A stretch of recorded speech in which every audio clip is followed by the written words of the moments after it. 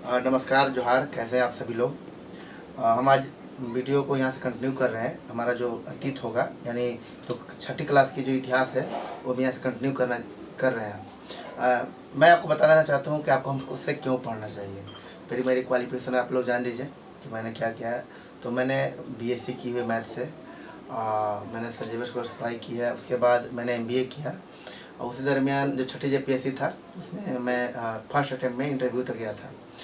7वीं में मुझे देने का मौका नहीं मिला, किसी का कारण से हम नहीं दे पाए। तो आप लोग पढ़िए बिल्कुल। यहाँ से हम लोग जो क्लास चालू करने वाले हैं बिल्कुल एकदम जीरो स्टार्ट करेंगे। ये करीब दिसंबर तक आसपास जाएगा ये वीडियो। तो बिल्कुल आप एकदम से हमारे साथ बने रहिए ताकि एक एक चीज़ आपको जो है ना जीरो से आपको समझ में आ जाए। तो मैं आपको ये स्टार्ट करने वाला था, ये छठी क्लास की इतिहास है उसको चालू करने वाला हूँ मैं। तो देखो, उसको जानने से पहले आपको ये जानना होगा कि उसमें कुछ कुछ वर्ड है, जो कुछ शब्द है उसको जानना जरूरी है। अगर उसकी मीनिंग आप नहीं समझते हैं तो उसके बिना आप नहीं जान पाएंगे कि वो आखिर बोल क्या रहा है। जैसे इसमें कुछ शब्द है, मैंने यहाँ पे कुछ लिस्ट आउट किया हुआ है। इंडस हो गया, पांडुलिपि हो गया, पुरातत्व हो गया, अभिलेख हो गया, मंदिर बिहार बिहार पुरातत्वविद इतिहासकार, ये सब मैंने करके रखा है ताकि, क्योंकि पूरे किताब में पूरे जो ये चैप्टर होगा उसमें यही सब आपको मिलने वाला है। इसी का आगे पीछे सब कुछ होने वाला है। तो जैसे उसमें हमारा लिखा हुआ है इंडस। तो इंडस का क्या मतलब है, जैसे हम बोलते हैं कि भारत का नाम हिंदुस्तान कैसे पड़ गया, तो इसके बारे में। तो जो इंडस के बारे में बोला गया कि जो सिंधु नदी है, सिंधु नदी को लोग वहाँ जो यूनान और ईरान के लोग थे इंडस बोलते थे, है ना। तो इसको संस्कृत में सिंधु बोला जाने लगा। तो ये चीज़ आपको इंडस करके इंडिया बन गया ऐसे। फिर उसके बाद कुछ एक वर्ड है पांडुलिपि। समझ चलेंगे क्या कि इसका प्रयोग कहाँ कहाँ हुआ है, टेंशन नहीं लेना, हम चीज़ों को बिल्कुल बारीकी से बताने वाले हैं। पांडुलिपि, तो लिपि का मतलब तो आपको पता है कि कोई भी चीज़ जो अक्षर होता है लिखने का उसको लिपि बोलते हैं। और पांडु मतलब जो हाथ से लिखने वाला लिपि है, यानी इसको पांडुलिपि बोला गया। यानी कोई भी लेख जो हाथ से लिखा हुआ उसको पांडुलिपि बोलेंगे। और पांडुलिपि कहाँ लिखाता था वो अलग बात है, बात करेंगे। इसको इंग्लिश में मैन्यू स्क्रिप्ट बोलते हैं। मैन्यू स्क्रिप्ट, स्क्रिप्ट का मतलब होता है लिपि, स्क्रिप्ट। हाँ हाँ, ये मैन्यू मतलब होता है हैंड, होता है हाथ होता है, और स्क्रिप्ट मतलब पता ही आपको कि ये लिपि होता है। तो वैसे लिपि जो हाथ से लिखे गए वो पांडुलिपि कहे गए। अगला है हमारा है पुरातत्व। पुरातत्व होता क्या चीज़ है, जैसे एक हम ऐसे बोल सकते हैं हम लोग खंडहर, खंडहर हम लोग बोल रहे हैं। जैसे घर है, घर का खंडहर है, घर अगर गिर गया है तो खंडहर बन जाता है। उसी प्रकार से लाखों साल पहले बहुत सारे चीज़ें दब गई, अंदर में दब गई, और वो चीज़ें क्या हो गई हमारा, वो पुराने तत्वों के रूप में वो पुराने तत्व हो गए। और वो चीज़ों की जानकारी कैसे मिली, तो खुदाई होने लगा तो मिलने लगी।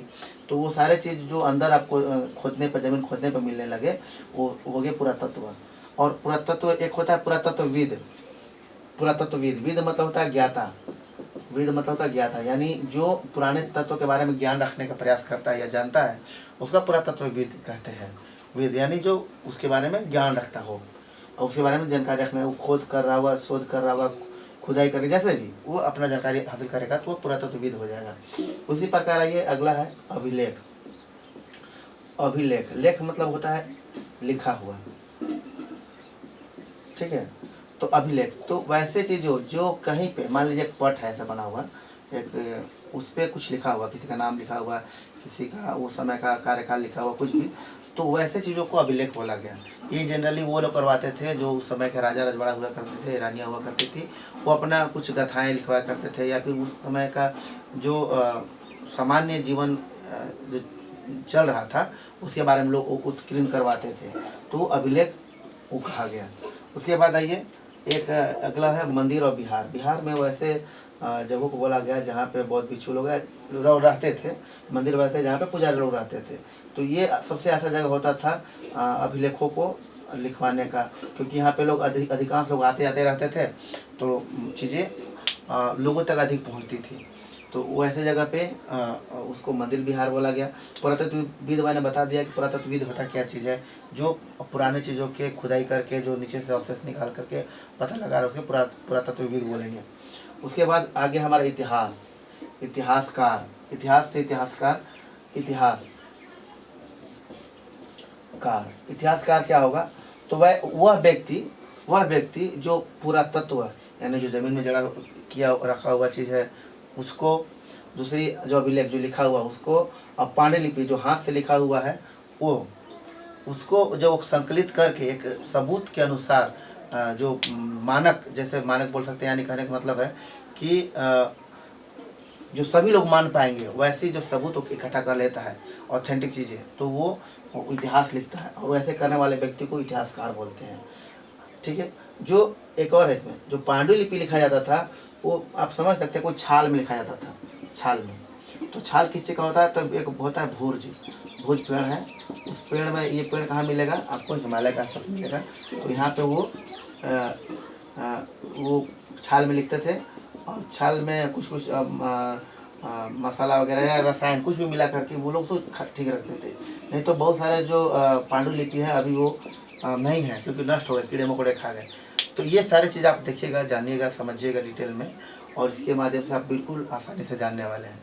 आपने क्या देखा अभी? पांडुलिपि कैसे कहते हैं, अभिलेख क्या है, पुरातत्व क्या है, इतिहासकार कैसे कहते हैं, पुरातत्व विधि कैसे कहते हैं, मंदिर विहार क्या है, भारत को इंडिया कैसे बोला गया। तो ये सब चीज़ें आपने देखा। यही चीज़ को हम पूरे छठे क्लास में, जो हमारा पहला चैप्टर है, इसके बारे में हम लोग डिटेल जानेंगे।